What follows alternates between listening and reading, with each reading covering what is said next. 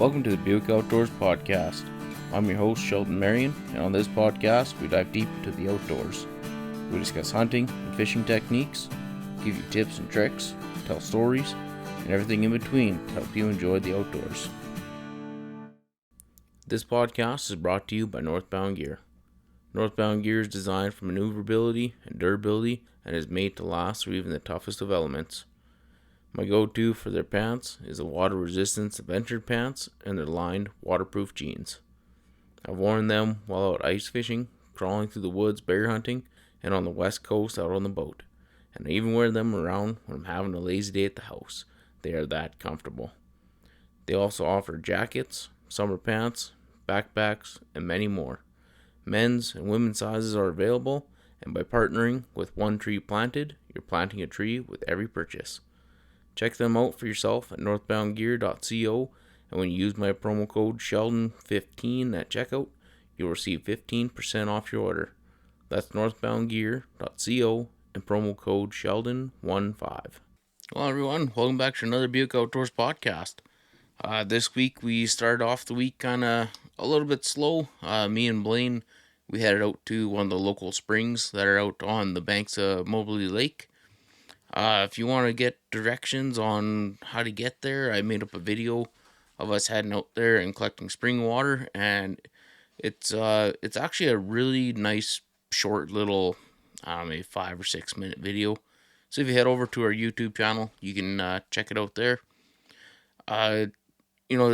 Spring water, it's one of those things where if you've never drank it before, or even like a really clean river, you owe it to yourself to head out there, find a nice spring, or find a beautiful little river that has nice clean water, and just take a swig and see how good it actually is. Nice clean river water, it is good, but not quite as good as spring water. The spring water, it forms underground from like the spring runoffs from mountains and stuff like that, and they're all kind of collected in aquifers, and an aquifer is like an underground lake or like an underground river. And what ends up happening is over time the aquifer kind of puts pressure on the water, and then the water finds little cracks and crevices that it kind of makes its way up to the surface of the earth, kind of a deal, and then it just starts to pretty well pour out of the side of a hill or out of the side of a rock and stuff like that. And as the water is coming up, it goes through all sorts of different little mineral deposits that picks it all up, but then it also goes through almost like 1,000 meters of like sand filters, almost kind of a thing, the best way I can kind of describe it. So when you get that spring water, not only is it filtered like crazy, it also picks up some of those minerals that it flows through. So not only is it extremely clean water, but it's also mineralized water. And I mean, the health benefits probably are pretty good for you. You wouldn't be able to take a drink of it and call it some natural supplement, but it is just pure, clean water. Like, you can't really describe the taste of water, but I'm telling you, if you go out and grab a cheap bottle of water, like whatever it is, $1 bottle of water from Costco or the local gas station, take a swig of that stuff, and then go out to a spring and taste what real water tastes like. There is no comparison whatsoever. And the weird thing with water these days too is when you look at the packaging and stuff, you see some places they put like fluoride in it, or they put bleach in it, or it's alkaline, or it's reverse osmosis, and like, why we can't just drink just pure water is beyond me. But that's why I absolutely love spring waters and clean rivers, especially if it's a river that's like glacier fed. Oh man, you cannot beat that. There's quite a few rivers around here up in northern BC that we're very fortunate where kind of depending on your spring, summer, and your winter too, all the snowpack on the mountains. Typically around like July, sometimes August. Really bad years where it's an extremely wet summer. Sometimes it's not until September when the river is nice and cleaned up. But eventually, you will get a river flowing where it's just like the water looks like a pure blue color almost. For us up here, we have the Murray River that I went into a couple of years ago. Also, we got like the Graham and the Halfway and the Chewati. And when you get to those rivers and the water is nice and crystal clear and brutally cold, it's not quite as good as spring water, but it is very, very, very close. It's hard to beat. And on my last podcast there, I talked. I mentioned kind of like the early days of our trapping days and how peaceful it was and all that. And I really started to think of some of the good stories of our trapping days, like the one there we there was one little trail that we always took, and it was, I don't know, maybe a quarter of a mile off of our main trail, and all it was just like an old seismic line. But it went down a little hill into just a little turnaround spot, kind of like a cul-de-sac. We had a martin trap down there, and I believe we had a lynx set down there too, kind of kitty corner in the cul-de-sac kind of a deal. And after we set it, we took off. Next weekend there, we came in and we go to check the martin box, and you could see right at the base of the tree there's just a little hole. It was about a inch and a half or 2 inch wide hole, and it almost looked like little crystals were on it. And we were kind of scratching our head wondering what the heck is that, hey? And I start looking, and I'm kind of I got my face just a couple inches from that hole, and I kind of leaned back and said, "Oh crap, Dad, that's a bear den." He starts laughing. He goes, "Well, I'm gonna stay back here. You stand on top of the bear den, and you grab the martin box off the tree, because the tree that we had the martin box on, it was directly above that bear den." So I said, "Well, what if I fall in?" He goes, "Don't worry about it. I'll just drag you out." But Dad, he didn't want to go anywhere near that bear den, and rightfully so. I didn't want to either, but I kind of tiptoed my way around and kind of gave the tree a reach around and grabbed the trap, snapped the trap, grabbed the box, and then I think we grabbed the lynx box out of there too, just because it was kind of off the side and whatever. We had enough traps on the main drag there, so yeah, we didn't exactly have to go in there. Plus, up there we usually trapped kind of the end of the season. We always started our season out in Cecil. Then we had Christmas in Cecil, and then after Christmas, we pulled all of our traps, loaded them back up into the truck, and then we came up north here and finished off the season on the north side. So, yeah, we always messed around with like the spring weather in the north side here. So, yeah, having a couple of traps right directly beside where a bear's gonna be waking up, and you're potentially gonna be waking him up with your sled or walking on top of him, kind of a thing. Yeah, it might be best just not to trap in there. But anyways, that's the martin box on a bear den story. Yeah, one thing that always got me to do too was shovel the roof off of the cabin. Some years we get 4 feet of snow out here. Some years we get like a foot. It all kind of depends. But all of our roofs, none of them were shingled. They all had tin roof on them. And depending on your pitch, the snow would kind of naturally just come off. But then other years, because the pitch of the roof was fairly low, the snow just wouldn't come off. So I'd head up to the top of the roof there with a ladder and shovel, and I'd just start shoveling it all off. But a lot of times when you get just even the slightest warm day, the snow would kind of melt and it would kind of condense down a little bit, but then all the water would run down, and it would run kind of between the snow layer and the tin, and it would just be like a glare sheet of ice. And I remember that one time I was shoveling the roof off, and it was about uh, every couple of minutes, or I'd pretty well get one strip done, and I'd slip, fall, come shooting off of the the cabin roof, and it would just launch me into the snowbank. And I remember Dad started getting me to shovel the roof off because the one time I believe it was him and Karen out there, my stepmom, or he might have been by himself.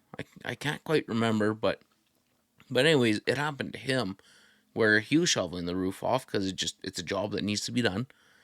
But what happened to him was he wasn't so lucky where when he slipped and fell, he slipped and fell, and I think his pant leg or something caught on either the edge of the tin or one of the screws that was just sticking out slightly, and it actually spun him around and it shot him off the roof head first. And the poor guy, he went headfirst into the snowbank, and with that wet, sticky snow, he was just sitting there with his feet sitting out of the snowbank, and he couldn't move. He was just kind of trapped in there. But eventually, he kind of squirmed and wiggled and had a bit of a panic attack and got himself out. But yeah, after that, no more roofs were being shoveled until there was at least two people there, and the other person had a shovel. Because man, could you imagine that? It's like dying in a mini avalanche, but on the side of your cabin. Boy, that would suck. Yeah, and then during the early days of our trapping too, out in Cecil, we didn't start out with a nice cabin or nice sleds or anything like that.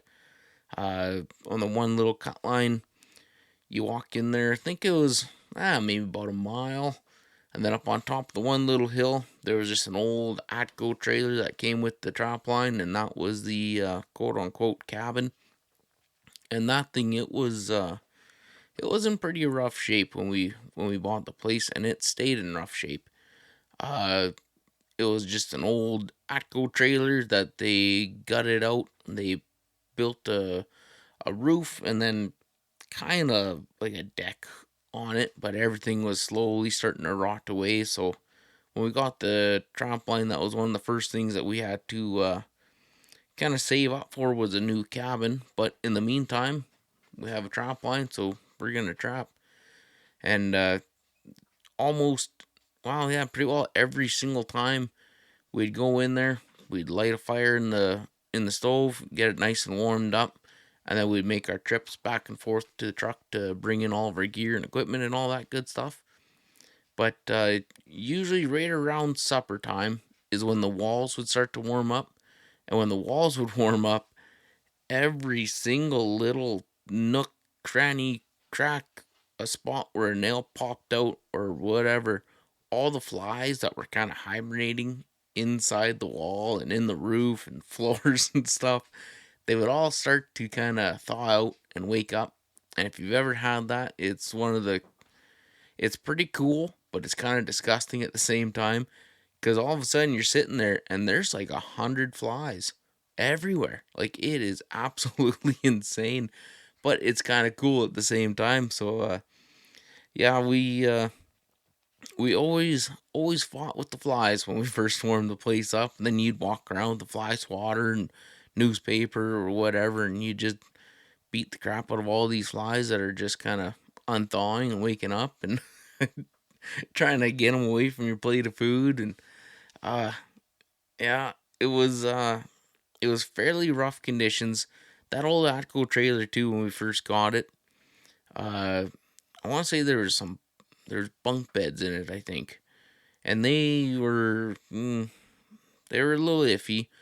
But then the place was just full of mice too, so we had to clean out all the mice. We set traps in there. We could have made a killing on mice for, I'm sure, if you could skin them and send them to market. There's so many mouse in there. But we ended up eventually ripping out all the bunk beds, and on the back wall we just made one great big wide giant bed, and we put foamies on there and our sleeping bags and stuff, and it wasn't too bad. It was pretty rough beginnings, but we made it work. And then also with the old Atco trailer, yeah, the windows kind of leak, the door kind of leaks. So even on warm days, there was still always that little constant breeze kind of coming through there. And on the really cold days, you definitely felt that you didn't let that fire die out very much. Otherwise, yeah, you'd wake up and you'd be pretty cold. And then in the springtime, the bears were famous for getting into that cabin.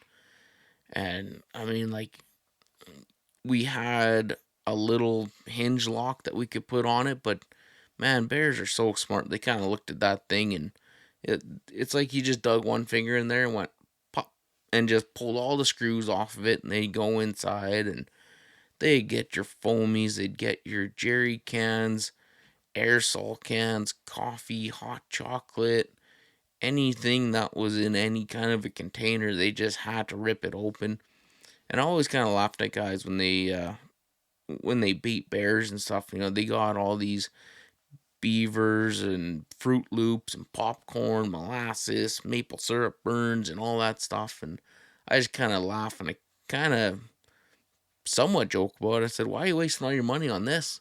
Just grab a jerry can, put it where you're wanting to bait your bears, and you'll get bears in there." Because there's something about jerry cans that bears just cannot say no to. The amount of stuff that we have lost to bears is astronomical, and jerry cans are at the very peak top of the list. Like, for some reason, they just absolutely love plastic and styrofoam. We've lost seats to the snowmobiles and seats to quads, and then yeah, jerry cans definitely are at the top though. There's no better bear bait than a jerry can. But yeah, it didn't take us too long to decide to build another cabin out there. And instead of at the top of the hill, we just came about 3/4 way back to the road, and there was a nice little clearing there in the spruce and all that stuff. So we cut all the little, I don't know, whatever you want to call it, the small little spring trees down, and we flattened it out somewhat, and we put up our cement blocks, built our floor joists, built the foundation up on it, built the floor, roofs, walls, and all that. And then we insulated the crap out of it. And we made sure that thing was nice and airtight. It was warm, comfortable. We kind of built the same bed that we made in the old Atco shack, except we didn't make it across the whole back wall because this trailer, or the Atco trailer, was like I don't know, a 12 by, I don't even know, 12 by 30 maybe, kind of a thing.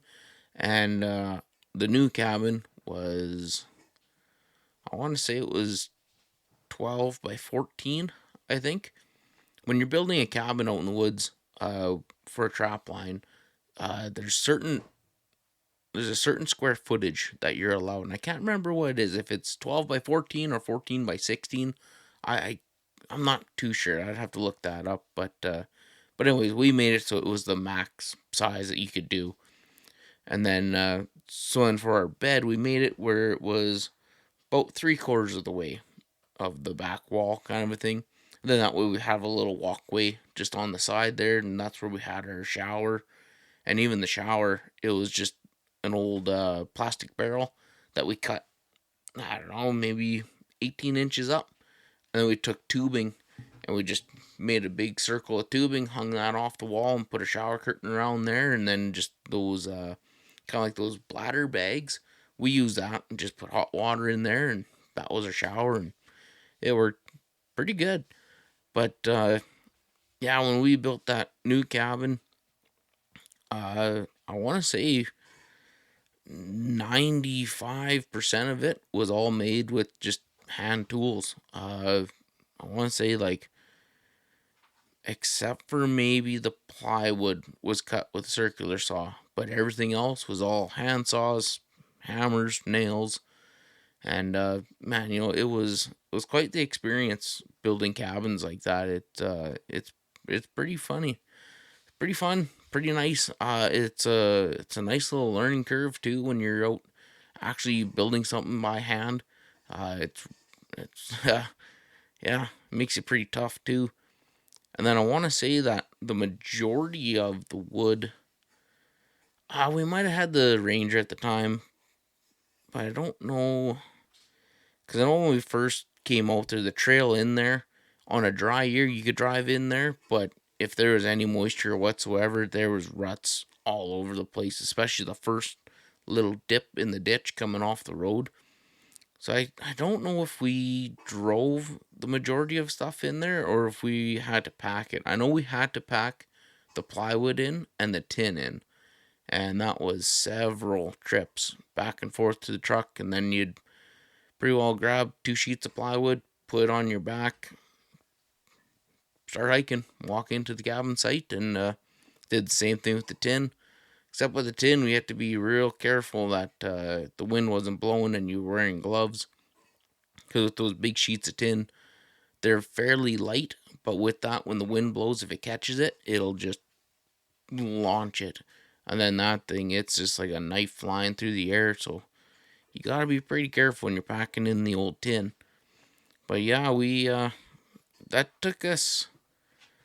I can't remember how long it took us to build that. I think we built that over the course of like spring, summer, and fall kind of a thing, and then it was ready for the winter, minus an outhouse. We didn't have an outhouse for quite a while, and what we used to do is we just kind of dig a hole, do your business, and then kind of bury it.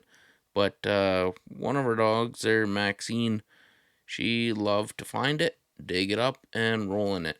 And so what we ended up having to do was we'd go outside the door, go around to the back side of the cabin, and we always had stacks of newspapers.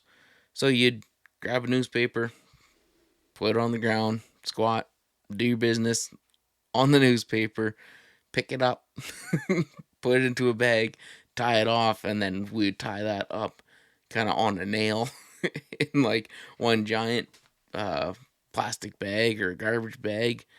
And then that way the dog would stop rolling in it because when you're out in the winter time, uh, you don't exactly have a little dog wash out at the cabin. So you'd pretty well roll her in snow and comb her out and spray her with something, like wasn't too fun some days. But it was always kind of a running joke on kind of what you're gonna do your business on. I'd be thumbing through and I'd see a car ad and be like, "Oh, that's a Chevy one. I don't want to do that." And you see like whatever the Dodge dealership, perfect, going outside. Nothing against Dodges, but I dropped some bombs on them. Yeah, yeah, it was always fun back in the day too. We started out with uh, some not so ideal snowmobiles. Uh, One was a 440 Polaris, called that the Red Rocket, and that one, I think back in the day when that thing first came out, it was meant to be kind of like a racing sled kind of a thing, and it went like snot. But when you got two adults and two kids, you you need to double on every snowmobile, and on the old 440, it was it was almost impossible to double on that thing because the seat was narrow, short, and I think Dad and Karen mostly doubled on that one because Karen's a pretty small little lady.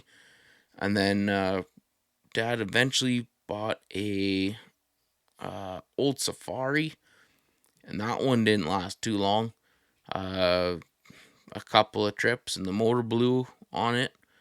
That was yeah, that wasn't too fun. Me and Blaine were doubling on that one, and Dad and Karen were going up the road, and there's a little bit of a hill, and at the end of that road, there's a little pump jack and all that stuff where we get back onto the trail.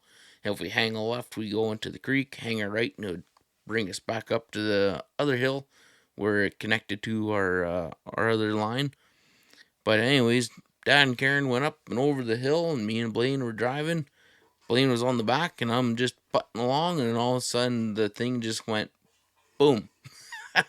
The track locked up. We went right sideways, almost ditched us off, and pretty soon we're sitting there and waiting and waiting and waiting. And, oh, I don't know, 15, 20 minutes later, I hear another sled coming down, and Dad turned around and came back.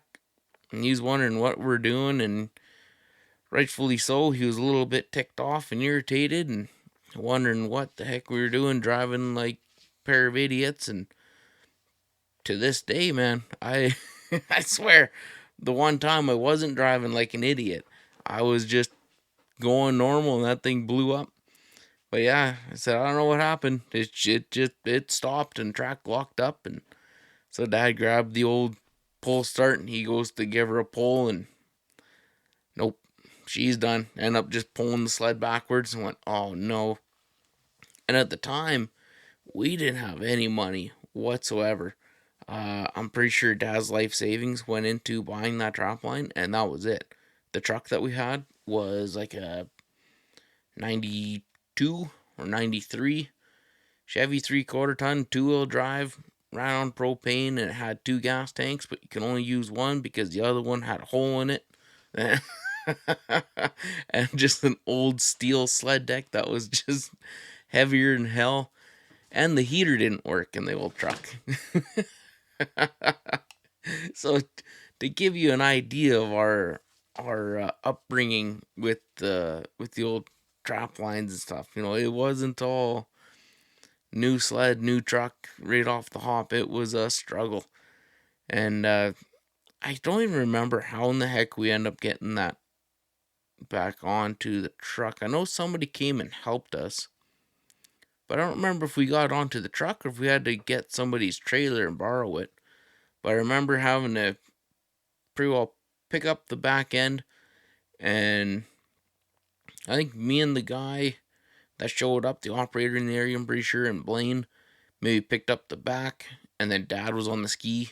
Dad would pull, we would push, and we eventually got it up onto the sled deck. And yeah, that one, I don't know if he gave it away or just threw that hunk of junk in the garbage or what the heck happened, but yeah, the old Safari didn't last overly too long.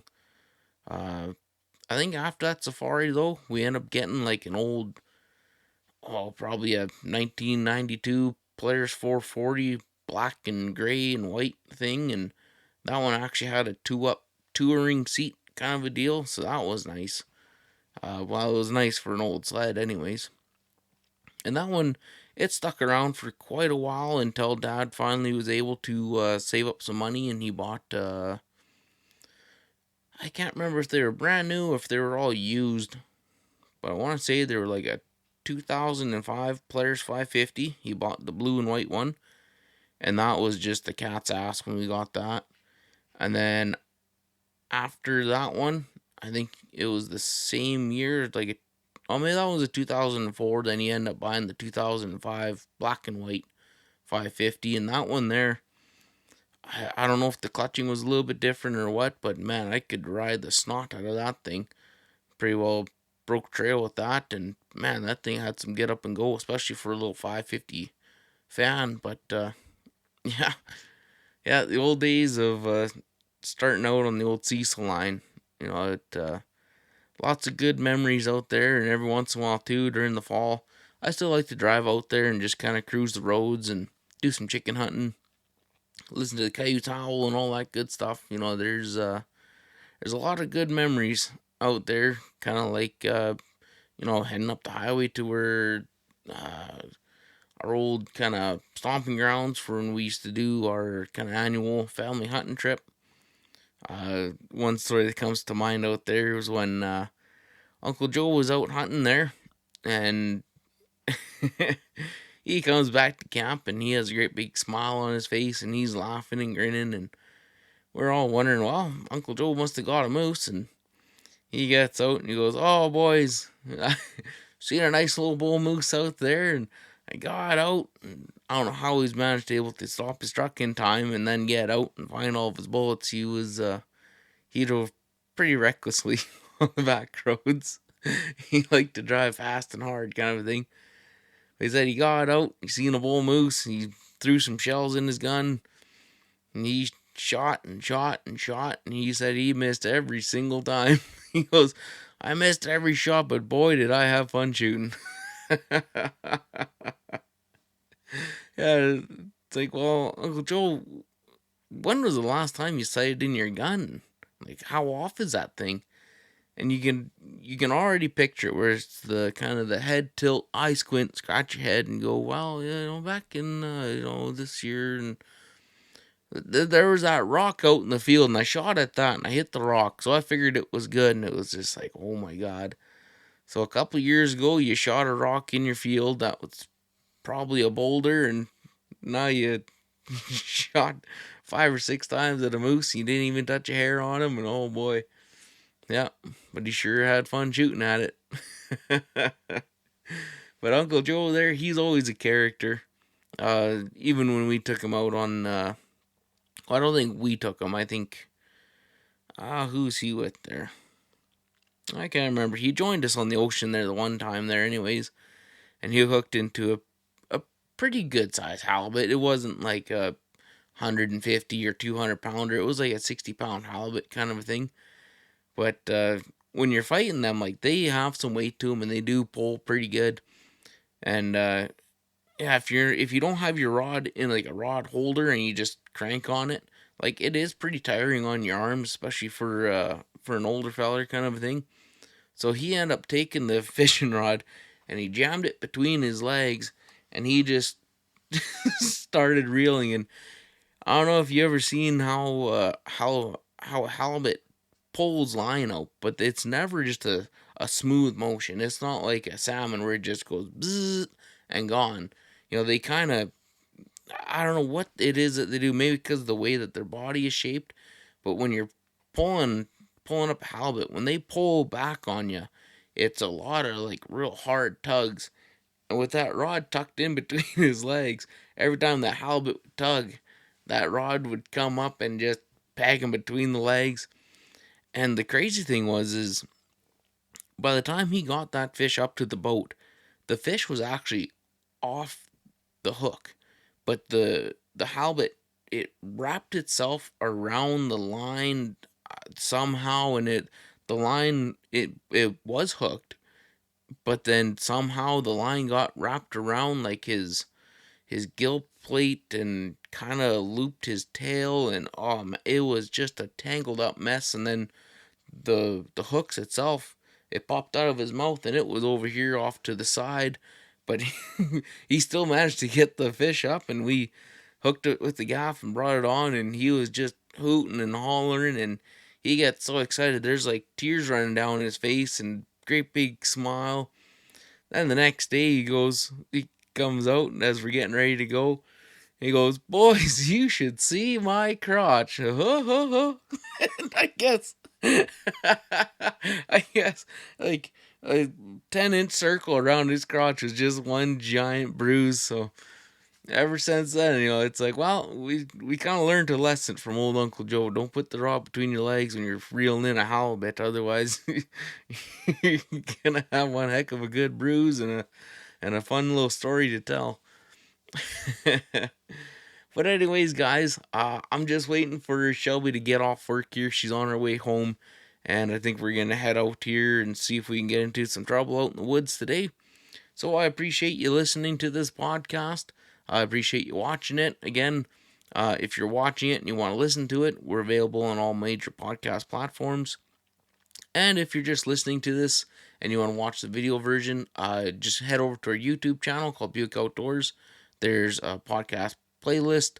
I'm working on some podcast clips right now, and also some podcast shorts and all that good stuff. I'm trying to vamp this up a little bit.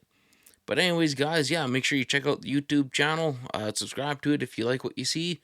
And maybe leave us a comment or two on some of the videos. But anyways, guys, I hope you enjoyed that. I know I had fun here bringing back some old memories. And yeah, catch you on the next one.